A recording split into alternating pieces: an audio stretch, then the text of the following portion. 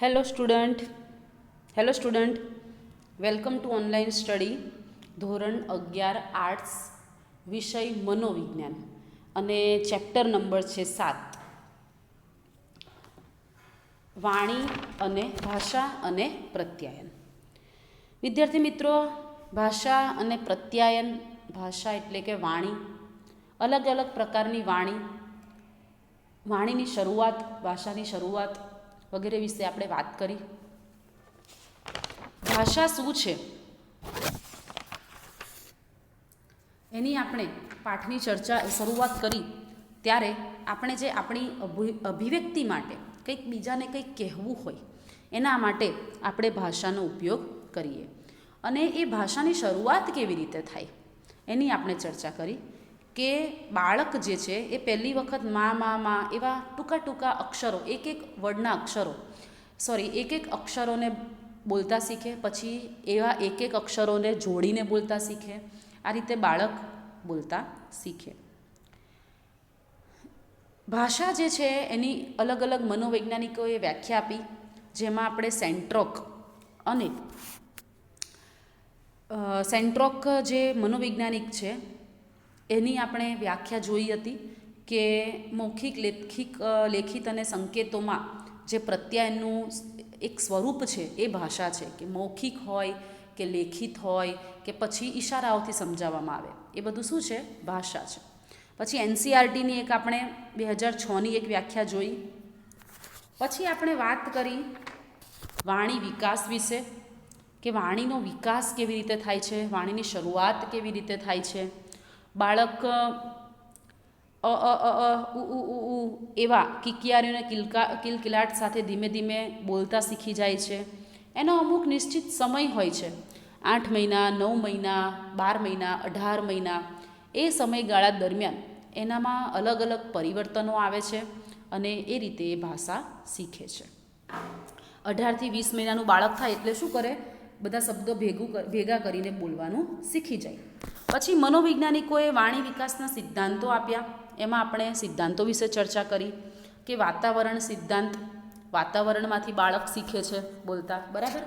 સ્કૂલમાંથી, સોસાયટીમાંથી, આજુબાજુનું જે વાતાવરણ છે, ઘરનું જે વાતાવરણ છે, એમાં જે પ્રકારની ભાષા વપરાતી હોય એ ભાષા દ્વારા એ શું કરે છે? બોલતા શીખે છે. પછી જન્મજાત સિદ્ધાંત, થોડું ઘણું જન્મજાત પણ હોય છે. પછી બાળક આ રીતે બોલતા શીખે છે અને ત્યારબાદ બોલવાની ક્રિયા જે છે અને વાણીમાં ક્યારે ભૂલો થાય છે એની આપણે ગઈકાલના સેશનની અંદર વાત કરી કે ક્યારે ભૂલો થાય કે જ્યારે આપણે જે બોલવું છે એનો સ્પષ્ટ વિચાર નિશ્ચિત ન હોય, પછી વિચારને વ્યક્ત કરવા માટે યોગ્ય શબ્દ પસંદ ન થયા હોય, પછી યોગ્ય રીતે એને જોડવા પડે, ગમે તેમ બોલાય નહીં, પછી ઉચ્ચારણ એનું સ્પષ્ટ સંભળાય એ રીતે અને યોગ્ય શબ્દ ઉપર ભાર મૂકીને બોલવામાં આવે ત્યારે સામેવાળી વ્યક્તિ સારી રીતે સમજી શકે. ત્યારબાદ શબ્દ સમૂહ બોલ્યા પછી થોડો વિરામ લેવો પડે અને શ્રોતા અર્થ સમજી શકે અને વક્તાને પણ વિચાર ગોઠવવાનો સમય મળે એ રીતે બોલવાની શરૂઆત કરવાની હોય. એ રીતે આપણે ખાસ કૌશલ્યોનો સમાવેશ કર્યો હતો કે આવા કૌશલ્યો હોય ભાષા માટે. આવા પ્રકારના અલગ અલગ 5 કૌશલ્યો પેજ નંબર 78 ઉપર દર્શાવવામાં આવ્યા. ત્યારબાદ આપણે વાણીની ભૂલો ક્યારે થાય એની પણ આપણે ગઈકાલના સેશનની અંદર વાત કરી કે અમુક શબ્દો એવા હોય કે જેને ભલેનો અર્થ જે આપણે કહેવા માંગીએ છીએ એનો અર્થ એ રીતે જ નીકળતો હોય, પરંતુ આપણે શું કરવું પડે કે યોગ્ય શબ્દની પસંદગી કરવી પડે. આપણે વાત કરી હતી કે સમય બગાડીને અને સમય ફાળવીને, કહેવાનો મતલબ એક જ છે કે તમે તમારો કિંમતી સમય કાઢીને અહીંયા આવ્યા એ માટે ખૂબ ખૂબ આભાર, એ અમને આનંદ થયો. પણ હવે તમે એમ કહો કે સમય બગાડીને, તો એ કેવું લાગે? એ યોગ્ય લાગે નહીં. પણ સમય ફાળવીને એટલે કે તમારો સમય તમે કાઢીને આવ્યા, તમારો કિંમતી સમય તમે ગોઠવ્યો અમારા માટે, એ બહુ આનંદની વાત છે એમ કહેવાનો અર્થ હોય છે. તો આ રીતે જે જગ્યાએ જે શબ્દ વપરાતા હોય એ શબ્દનો જો યોગ્ય ઉપયોગ કરવામાં આવે તો ભાષા સરસ સારી વપરાય, તો સારી પણ લાગે. પણ તમે કહેવાનું મતલબ ભલે એક હોય, કહેવાનો અર્થ ભલે એક હોય, પરંતુ તમે એના માટે સ્પષ્ટ ને ચોખ્ખી ને વ્યવસ્થિત ભાષા ન વાપરો તો એ અર્થનો અનર્થ થઈ જાય. અને ઘણી વખત આપણે જોતા હોઈએ છીએ કે ભાષાની અંદર એક શબ્દના ઘણા બધા મિનિંગ થતા હોય છે. એના માટે ગુજરાતીમાં એક યમક અલંકારનું ઉદાહરણ છે કે જવાની તો જવાની. જવાની એક એવી અવસ્થા છે જે આપણે 15થી 18, 19, 20 વર્ષની અંદરનો જે સમયગાળો છે 22 વર્ષ સુધીનો એને જવાની કહેવાય. યંગ થયા, તરુણ અવસ્થા એને જવાની કહેવાય. અને એક જવાની છે એટલે કે જતી રહેવાની છે, એવા બે મિનિંગ એના થતા હોય છે. એટલે ટૂંકમાં કહેવાનો અર્થ એવો છે કે એક શબ્દના બે અર્થ થતા હોય છે, પણ આપણે કયા શબ્દ કઈ જગ્યાએ કેવી રીતે વાપરવા એ આવડે એટલે આપણું ઉચ્ચારણ સ્પષ્ટ, એટલે કે આપણી ભાષા સારી, આપણી વાણી સારી ને વ્યવસ્થિત. ત્યારબાદ ઘણી વખત મિશ્રણ થઈ જાય, શબ્દો ભેગા થઈ જાય, પછી શબ્દોની અદલાબદલી થઈ જાય, ત્યારે પણ અસ્પષ્ટ ભાષાનું ઉચ્ચારણ થાય. બરાબર. પછી મોર્ફિમનું સ્થળાંતર થઈ જાય, એટલે કે શબ્દોનું સ્થળાંતર થઈ જાય. સ્થળાંતર થવું એટલે કે એક જગ્યાએથી બીજી જગ્યાએ જવું. પછી જે શબ્દની અદલાબદલી છે, મિશ્રણ છે, એ પ્રકારનું છે. પછી સ્પૂનરિઝમ એટલે કે અક્ષરોની અદલાબદલી, પહેલો અક્ષર છે એની અદલાબદલી થઈ જાય, બધાની ન થઈ, પહેલાં 1-2 શબ્દની અદલાબદલી થઈ જાય. આ રીતે ભાષામાં અમુક ભૂલો આવતી હોય છે. હવે વિદ્યાર્થી મિત્રો, આપણે આજે પેજ નંબર 79 ઉપર ભાષા અને વિચાર વચ્ચેનો સંબંધ, ભાષા અને વિચાર વચ્ચેનો સંબંધ શું છે. આપણને વિચાર આવે ને એટલે જ આપણને ભાષા આવડે, નકર ન આવડે. તો જ આપણે કંઈક વિચાર આવ્યો ત્યારે આપણે બોલ્યા ને, કંઈક વિચાર જ ન આવ્યો હોત તો આપણે કંઈ બોલત, ન બોલતા. તો ભાષા અને વિચાર વચ્ચેનો સંબંધ વેરી મોસ્ટ આઈએમપી ટૉપિક છે. એ ટૉપિક ઉપર આજે આપણે ચર્ચા કરીએ કે ભાષા અને વિચાર વચ્ચેનો સંબંધ કેવો છે. તો ચાલો 79 પેજ ભાષા અને વિચાર વચ્ચેના સંબંધ વિશે વાત કરીએ. તો આપણે આગળ જોઈ ગયા કે આપણે જે વિચારીએ છીએ અને તેની અભિવ્યક્તિ માટે ભાષા જરૂરી છે. હું કંઈક વિચારું છું, કંઈક નવું કંઈક વિચારું છું, કંઈક મારે બનાવવું છે, બરાબર, એવો મને વિચાર આવ્યો, કંઈક મારે તમને આજે કંઈક બીજું કંઈક શીખવાડવું છે, અથવા કંઈક અલગ વાત તમારી સાથે મારે આજે કંઈક નવીન ટૉપિક ઉપર ચર્ચા કરવી છે, એવો મને વિચાર આવ્યો, પણ મને બોલતા જ ન આવડતું હોત તો હું તમને કહી શકત? ન કહી શકત. અથવા તો તમને જો એવો કંઈ વિચાર આવ્યો કે મેડમ આપણે આ રીતે કરીએ, ઓનલાઈન સ્ટડી વિશે તમારા મગજમાં કોઈ સરસ મજાના વિચારો આવ્યા કે મેડમ આ રીતે નહીં, આપણે આ રીતે કરીએ, તો એવો તમારે વિચાર મારી આગળ મૂકવો છે, તો તમને ભાષા આવડવી જરૂરી છે. તમને ભાષા આવડશે તો જ તમે મારી સાથે પ્રત્યાયન કરી શકશો, એટલે કે બોલી શકશો. તમને ભાષા જ નહીં આવડતી હોય તો તમે બોલી શકશો નહીં. એટલે કે બોલવા માટે વિચાર જરૂરી છે અને વિચાર માટે ભાષા એટલી જ જરૂરી છે. આ બે વચ્ચે સંબંધ કેવો છે? ગાઢ સંબંધ છે. આપણને વિચારો આવે પણ બોલતા ન આવડતું હોય એનો કોઈ અર્થ નહીં, અને બોલતા આવડતું હોય પણ મગજમાં કંઈ વિચાર જ ના આવતા હોય તો આપણે બોલવાના નથી. હવે પ્રશ્ન એ થાય કે શું, પહેલો પ્રશ્ન, ભાષા વિચારને ઘડે છે? હવે અહીં કહે છે કે આપણે જોઈ ગયા એ પ્રમાણે કે વિચારીએ છીએ તેની અભિવ્યક્તિ માટે ભાષા જરૂરી છે, બરાબર. જે વિચારીએ છીએ બોલવા માટે ભાષા જરૂરી છે. પણ હવે પ્રશ્ન એવો થયો કે શું ભાષા વિચારને ઘડે છે? શું વિચાર ભાષાને ઘડે છે? એટલે કે બીજો પ્રશ્ન છે. પહેલો પ્રશ્ન એ છે કે શું ભાષા જે છે એ વિચારને ઘડે છે? બીજો પ્રશ્ન એ છે કે શું વિચાર જે છે એ ભાષાને ઘડે છે? વિચાર ઘડે છે કે ભાષા ઘડે છે? બરાબર, સમજ્યા? પછી ત્રીજું શું છે કે બંનેનો વિકાસ સ્વતંત્ર રીતે થાય છે. તો ચાલો આ ત્રણેય બાબતોને આપણે વિસ્તારથી સમજવાનું છે. હવે આપણે આજે આ ટૉપિકની અંદર શું સમજીશું? આજે આપણે એક જ ટૉપિક કરીશું, ભાષા અને વિચાર વચ્ચેનો સંબંધ, બરાબર. તો આ 3 ટૉપિક ઉપર જ આજે આપણે ચર્ચા કરીશું. હવે અહીંયા પ્રશ્ન પહેલો એવો છે કે ભાષા જે છે એ વિચારને બનાવે છે. બીજો પ્રશ્ન કે વિચાર જે છે એ ભાષાને બનાવે છે.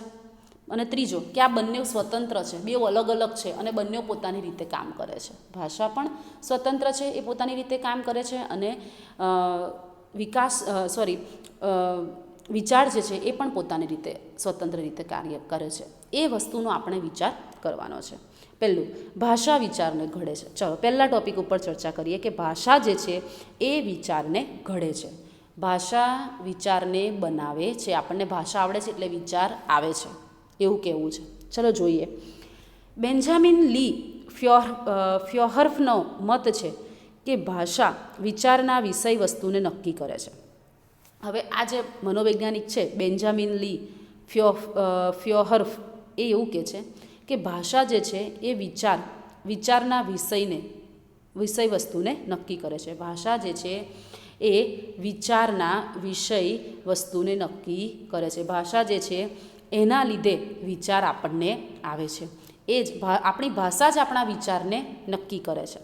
એટલે કે વ્યક્તિ શું વિચારશે અને કઈ રીતે વિચારશે તે સામાન્ય રીતે તેના દ્વારા ઉપયોગમાં લેવાતી ભાષા ઉપર નિર્ભર કરે છે. વ્યક્તિ શું વિચારશે, કઈ રીતે વિચારશે, એ વસ્તુ તેના દ્વારા ઉપયોગમાં લેવાતી ભાષા જ નિર્ભર કરે છે. એ ભાષા નક્કી કરે છે. આ દૃષ્ટિકોણને ભાષાકીય સાપેક્ષતાની ઉત્કલ્પના કહે છે. વ્યક્તિ જે ભાષાનો ઉપયોગ કરે છે તે ભાષામાં આવતા વર્ગીકરણો વ્યક્તિના વિચારના વિષયો અને વિચારવાની પદ્ધતિને અસર કરે છે. હવે આપણે જે ભાષાનો ઉપયોગ કરીએ છીએ એ ભાષામાં જે વર્ગીકરણો આવે છે એ વર્ગીકરણો છે એ જ વ્યક્તિના વિચારના વિષયોને અને વિચારવાની પદ્ધતિને નક્કી કરે છે. જે ભાષા છે ને એ રીતે જ આપણી ભાષા છે ને એ જ આપણા વિચારને નક્કી કરે છે એવું અહીંયા કહેવામાં આવ્યું છે કે આપણે કેવી ભાષા વાપરીએ છીએ એ જ આપણા વિચારને નક્કી કરે છે. અપશબ્દો બોલતા હોઈએ તો મગજમાં ખોટા જ આપણને વિચારો આવે. આપણી બોલી તોછડાઈ ભરી હોય અથવા તો આપણે ન બોલવાનું બોલતા હોઈએ તો વિચાર પણ આપણને ન આવવાના જ વિચાર આવે, સારા વિચાર આવે નહીં. દાખલા તરીકે ભારતીય ભાષાઓમાં નજીકના સગપણની વિવિધતા દર્શાવવા માટે અલગ અલગ શબ્દો છે. જેમ કે પિતાના નાના ભાઈ એટલે કે કાકા, માતાના ભાઈ એટલે મામા, પિતાની બહેન એટલે ફોઈ અને માતાની બહેન એટલે માસી. જ્યારે અંગ્રેજી ભાષામાં આવા સગપણો માટે અંકલ અને આંટી બે જ શબ્દો વપરાયા છે. બહુ સરસ ઉદાહરણ આપ્યું છે. હવે અહીંયા એવું કહે છે કે ભાષા જે છે ને એ જ વિચારના વર્ગીકરણો નક્કી કરે છે. આપણને કેવો વિચાર આવશે એ ભાષા જ નક્કી કરે છે. હવે આપણે ગુજરાતી ભાષાની અંદર જોઈએ તો આપણા પપ્પાના ભાઈ હોય ને એને કાકા કહેવાય એવું આપણે શીખ્યા છે. મમ્મીને માસી કહેવાય, મમ્મીના ભાઈને મામા કહેવાય. આ બધું શું છે આપણે પહેલેથી નાનપણથી જ શીખ્યા છે. આપણી ભાષામાં જ છે કે આ મામાને, આ કાકાને, આ માસી વગેરે વગેરે. તો હવે આ જે અલગ ભાષાઓમાં ભારતીય ભાષાઓમાં આવા જે સગપણ દર્શાવવા માટે જે અલગ અલગ શબ્દોનો ઉપયોગ કર્યો છે, બરાબર. કાકા, મામા, ફોઈ, માસી વગેરે. એટલે આપણે એને જોઈશું ને એટલે આપણને તરત ખબર પડી જશે. એક બાજુ મમ્મીની બેન ઊભી હશે અને એક બાજુ પપ્પાના બેન ઊભા હશે તો આપણે શીખી ગયા છે, આપણને ખબર છે કે મમ્મીના બેન હોય એને માસી કહેવાય અને પપ્પાના બેનને ફોઈ કહેવાય. એટલે આપણે શું કરીશું તો પપ્પાના બેનને જોઈશું એટલે આપણા મગજમાં કયો વિચાર આવશે કે આ ફોઈ છે. કેમ આપણે એને આંટી નથી, એવો નથી વિચાર આવતો કે આંટી છે, એવો વિચાર આવે છે તમને કે મને? નથી આવતો. માસી ઊભા હોય એટલે આપણે તરત જ આપણને વિચાર આવશે કે આ મારા માસી છે. આપણે એને ફોઈ છે કે મામી છે એવું આપણે કહેતા નથી. કેમ? તો કે આપણો વિચાર જ નક્કી કરી નાખે છે કે આ આપણા માસી છે ને આ આપણા ફોઈ છે. જ્યારે અંગ્રેજી ભાષાની અંદર માસી હોય કે ફોઈ હોય કે કાકી હોય, XYZ જે હોય એને અંકલ અને આંટી. મામા હોય તોય અંકલ, કાકા હોય તોય અંકલ, મોટા બાપુજી હોય તોય અંકલ, અને માસી હોય, ફોઈ હોય, કોઈ પણ વ્યક્તિ હોય તો એને આંટી જ કહેવાનો એવું નક્કી. એના માટે એક જ શબ્દ છે અંગ્રેજી ભાષાની અંદર કે અંકલ અને આંટી. ઓકે, તો તે વખતે અંગ્રેજી ભાષાની અંદર એને અંકલ અને આંટી જ કહેવાય. એટલે બોલવાનું થશે ત્યારે એના મગજમાં વિચાર આવશે કે અંકલ એન્ડ આંટી. અને આપણે શું કરીએ છીએ, આપણા મગજની અંદર ફિટ છે એટલે આપણા મગજની અંદર જોઈશું એટલે તરત જ વિચાર આવશે કે આ ફોઈ છે ને આ માસી છે. અને આપણે જે મગજમાં વિચાર આવ્યો એ જ પ્રમાણે આપણે એમને બોલાવ્યા. ઓકે, સમજાઈ ગયું? તો આ રીતે ભાષા જે છે એ વ્યક્તિના વિચારોને, આ ભાષામાં આવતા જે વર્ગીકરણો છે એટલે કે જે ભાષાની અંદર આવતા જે શબ્દો છે અથવા જે વિચારો છે એ જે વર્ગીકરણો જે છે એ વ્યક્તિના વિચારના વિષયોની પદ્ધતિને અસર કરે છે. એટલે કે વ્યક્તિ શું વિચારે છે એને એ ખૂબ અસર કરે છે. ભાષા એ બહુ મોટા પાયે એને અસર કરતી હોય છે. હવે વિચાર જે છે એ ભાષાને ઘડે છે. વિચાર આવે ને એટલે ભાષા આવડે. બંને એકબીજાની સાપેક્ષ જ છે એમ કહીએ ને તોય ચાલે કે વિચાર અને ભાષા એ બંને શું છે એકબીજા ઉપર ડિપેન્ડન્ટ છે એમ આપણે કહી શકીએ. વિચાર આવે એટલે ભાષા આવે અને ભાષા આવડે એટલે આપણને વિચાર આવે કે આને આવું કહેવાય. બરાબર, આપણને ભાષા જ ના આવડતી હોત ફોઈ માસી મામી એવી ભાષા જ ન આવડતી હોત તો આપણને એવો વિચાર જ ન આવે કે આપણે એને મામી કહેવાય, કાકી કહેવાય, બેન કહેવાય. આપણે બધાને અંકલ ને આંટી જ કહેતા હોત, જેમ અંગ્રેજીમાં કહીએ છીએ એમ. તો આ વિચાર જે છે એ શું કરે છે તો કે ભાષાને ઘડે છે, ભાષા બનાવે છે. વિચાર જ ભાષાને બનાવે છે. પ્રખ્યાત સ્વિસ મનોવૈજ્ઞાનિક જીન પિયાજેનું માનવું છે કે વિચાર છે એ ભાષા પહેલાં ઉદ્ભવે છે.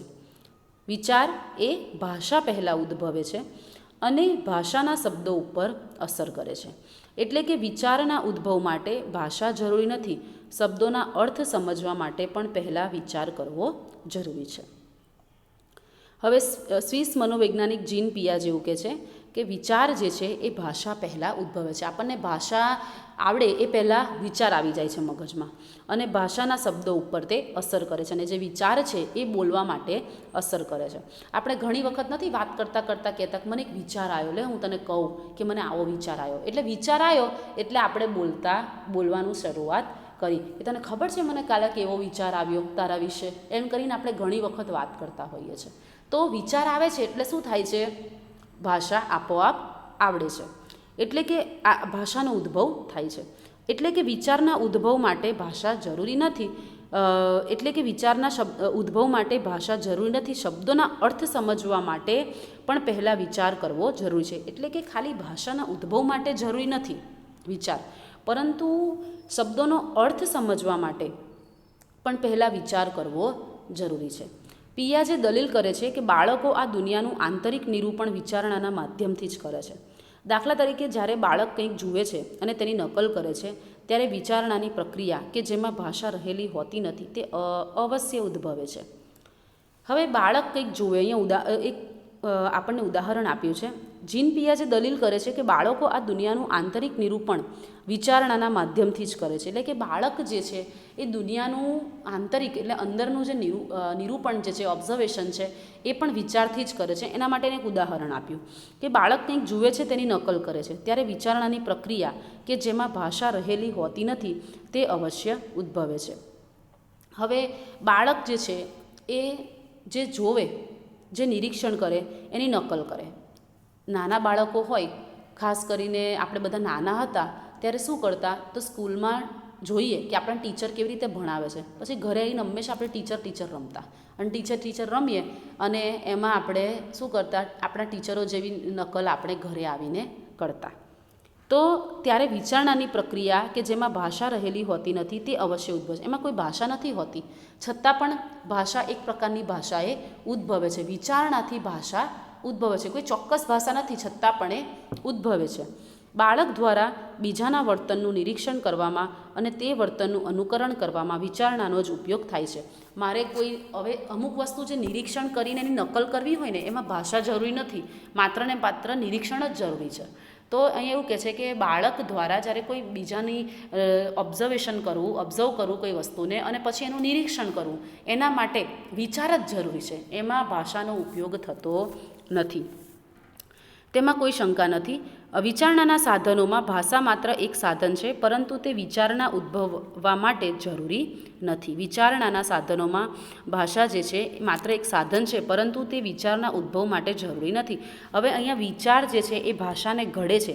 એ ટૉપિકની અંદર છેલ્લે જીન પિયાજે એવું નક્કી કરે છે કે વિચારણા જે છે એ વિચારના ઉદ્ભવ માટે ભાષા જે છે એક માત્ર સાધન છે, બોલવા માટેનું, વિચારોને અભિવ્યક્ત કરવા માટેનું એક સાધન છે, પરંતુ વિચારના ઉદ્ભવ માટે તે જરૂરી નથી. કારણ કે ઘણી વખત આપણે ઓબ્ઝર્વ કરીને નકલ કરતા હોઈએ છીએ ત્યારે આપણે કોઈ ભાષાનો ઉપયોગ કરવો પડતો નથી અને સંકેતો દ્વારા આપણે જણાવતા હોઈએ છીએ ત્યારે આપણે ભાષાનો ઉપયોગ કરવો પડતો નથી. ત્યારે આપણે એમ કહી શકાય કે ભાષા જે છે એ એના માટે જરૂરી, વિચાર માટે જરૂરી નથી કે વિચાર માટે ભાષા 100% જરૂરી છે એવું એ માને છે કે એના માટે 100% જરૂરી નથી. જીન પિયાજેનું એમ માનવું હતું કે ભાષા બાળકોને શીખવી શકાય છે, પરંતુ શબ્દોને સમજવા માટે વિચાર જરૂરી છે. હવે ભાષા જે છે એ બાળકોને શીખવી શકાય, બરાબર. ગુજરાતી નહીં તો અંગ્રેજી, મરાઠી, ગમે તે XYZ કોઈ બી ભાષા બાળકને શીખવી શકાય, પરંતુ શબ્દોને સમજવા માટે વિચાર જરૂરી છે, બરાબર છે. જે ભાષા તો આવડે જ, પણ જે શબ્દો જે છે એ શબ્દોને સમજવા તો પડે ને કે એના શબ્દોનો અર્થ શું થાય. એના માટે શું જરૂરી છે? વિચાર જરૂરી છે. આમ ભાષાને સમજવા માટે વિચાર એ પાયાનું અને જરૂરી તત્વ છે. એટલે એમ કહી શકાય કે ભાષાને સમજવા માટે વિચાર એક મહત્ત્વની વસ્તુ છે. નેક્સ્ટ ટોપિક ત્રીજો, ભાષા અને વિચારના ઉદ્ગમો જુદા જુદા હોય છે. આપણે વાત કરીએ એમ, એ કેમ કહે છે કે એક ભાષા વિચારને ઘડે છે, અને બીજા મનોવૈજ્ઞાનિક એમ કહે છે કે વિચાર ભાષાને ઘડે છે. પેલા એમ કહે છે ભાષા વિચારને ઘડે છે, આ એમ કહે છે વિચાર ભાષાને ઘડે છે. અને ત્રીજા મનોવૈજ્ઞાનિક જે છે વાયોગોત્સ્કી, એ એમ કહે છે કે ભાષા અને વિચાર બંનેના ઉદ્ગમ સ્થાનો, એટલે કે બંનેનું જે ઉત્પન્ન થવાની પ્રક્રિયા છે કેવી છે? જુદી જુદી છે. કોઈ એકાબીજી ઉપર ડિપેન્ડેડ નથી, બધા સ્વતંત્ર છે. કેવી રીતે? તો આ એક રશિયન મનોવૈજ્ઞાનિક લેવ વાયોગોત્સ્કીનું માનવું છે કે બાળકમાં ભાષા અને વિચારનો ઉદ્ભવ અને વિકાસ સ્વતંત્ર રીતે અને અલગ અલગ થાય છે. બાળકની અંદર ભાષા અને વિચારનો ઉદ્ભવ અને વાણીનો વિકાસ સ્વતંત્ર રીતે અને અલગ અલગ થાય છે. અને 2 વર્ષની ઉંમર સુધીમાં બંને એકબીજાની સાથે ભળી જાય છે. હવે બાળકમાં ભાષા અને વિચારનો જે ઉદ્ભવ અને વિકાસ છે એ કેવો છે? સ્વતંત્ર રીતે અને અલગ અલગ થાય છે. અને 2 વર્ષની ઉંમર સુધીમાં આ બંને એકબીજા સાથે ભળી જાય છે. એટલે કે બંનેનું ઉત્પાદન જે છે એ કેવું છે? તો કે સ્વતંત્ર છે. અને પછી બંને એકબીજાની અંદર ભળી જાય છે. 2 વર્ષની ઉંમર પહેલાં બાળકમાં વિચાર એ પૂર્વ શાબ્દિક બાબત હોય છે, અને વિચારનો અનુભવ અને અભિવ્યક્તિ શબ્દો કરતાં ક્રિયાઓમાં થાય છે. 2 વર્ષની ઉંમર પહેલાં બાળકમાં વિચાર એ પૂર્વ શાબ્દિક બાબત છે, અને વિચારનો અનુભવ અને અભિવ્યક્તિ શબ્દો કરતાં ક્રિયાઓમાં થાય છે. જો 2 વર્ષનું બાળક થાય ને ત્યારે એનામાં વિચાર આવવાની પ્રક્રિયાની જે શરૂઆત છે થઈ જાય છે. પરંતુ એ વિચારનો અનુભવ અને અભિવ્યક્તિ કરતાં ક્યારે શીખે છે? ક્રિયાઓમાં શીખે છે. બરાબર? એ બોલી નથી શકતું સ્પષ્ટ, એટલે શું કરે છે? એ જે તે ક્રિયાઓ કરે છે એમાં પોતાનો વિચારે અભિવ્યક્ત કરે છે. એટલે વિચાર અને ઉદ્ભવ તો બંને સ્વતંત્ર જ છે, પરંતુ 2 વર્ષની ઉંમર થાય ત્યાં સુધીમાં એ શું થઈ જાય છે? બધું મિક્સ થઈ જાય છે કે વિચાર એ ભાષા અને ભાષા એ વિચાર, બધું ભેગું થઈ જાય છે. અને આ રીતે તે બાળકમાં આવતું હોય છે. જેમ કે બાળક પીડાને રડીને અભિવ્યક્ત કરે છે. લગભગ 2 વર્ષની ઉંમર સુધીમાં બાળક પોતાના વિચારને શાબ્દિક રીતે અભિવ્યક્ત કરતું થઈ જાય છે. હવે જો પહેલાં બાળકને કંઈક પીડા થતી હોય ને તો એ રડે. નાના છોકરાને, નાનું બાળક હોય એ બોલી ન શકે કે મને પેટમાં દુખે છે. અને ખાસ નાના છોકરાઓને પેટમાં દુખતું હોય છે. તો નાના છોકરું હોય એ પેટમાં દુખતું હોય તો બોલી ન શકે બિચારું કે મને આ થાય છે. એટલે શું કરે છે બાળક? તો એ બાળક રડે છે. આપણે બધાએ જોયું હશે કદાચ નાનું બાળક ઘરમાં હોય તો. અને પછી એને કડવું જે આવે, એ કડવું જે આયુર્વેદિક એ બાળકને પીવડાવવામાં આવે એટલે સૂઈ જાય. એટલે આપણને ખબર પડી જાય કે બહુ રડે છે એટલે એને પેટમાં દુખતું હશે. પછી એ ધીમે ધીમે શું કરે? બાળક પીડાને રડીને પહેલાં તો અભિવ્યક્ત કરે. પછી 2 વર્ષનું થાય ને એટલે પોતાના વિચારને શાબ્દિક રીતે અભિવ્યક્ત કરે. શબ્દો દ્વારા પછી એ અભિવ્યક્ત કરતું થઈ જાય અને તેની વાણીમાં તાર્કિકતા ઝળકે છે. વાયોગોત્સ્કીનું માનવું હતું કે 2 વર્ષની ઉંમર બાદ ભાષા અને વિચારનો વિકાસ એકબીજાથી સ્વતંત્ર ન રહેતા એકબીજા ઉપર આધારિત થઈ જાય છે. એટલે શરૂઆતમાં સ્વતંત્ર હોય છે. આ જે રશિયન મનોવૈજ્ઞાનિક છે એનું માનવું એવું છે કે શરૂઆત જે છે બાળકની, એ ભાષાની શરૂઆત જ્યારે કરે બાળક નાનું હોય ત્યારે આ બંને બાબતો, વિચાર અને ભાષા એ સ્વતંત્ર છે. પરંતુ જેમ જેમ બાળક મોટું થાય એમ છેલ્લે શું થઈ જાય છે? બંને મિક્સ થઈ જાય છે. અને આ રીતે પછી વિચાર દ્વારા વિચાર આવે એટલે બાળક બોલતા શીખે છે, અને બોલતા શીખે છે એટલે એના મનમાં વિચાર આવે છે. આમ બંને જે છે એ એકબીજાની સાથે સંકળાઈ જાય છે, અને આ રીતે બાળક બોલતા શીખે છે. હવે જે પ્રત્યાયન છે એ પ્રત્યાયનના ટૉપિક વિશે આપણે આપણા નેક્સ્ટ સેશનની અંદર વાત કરીશું.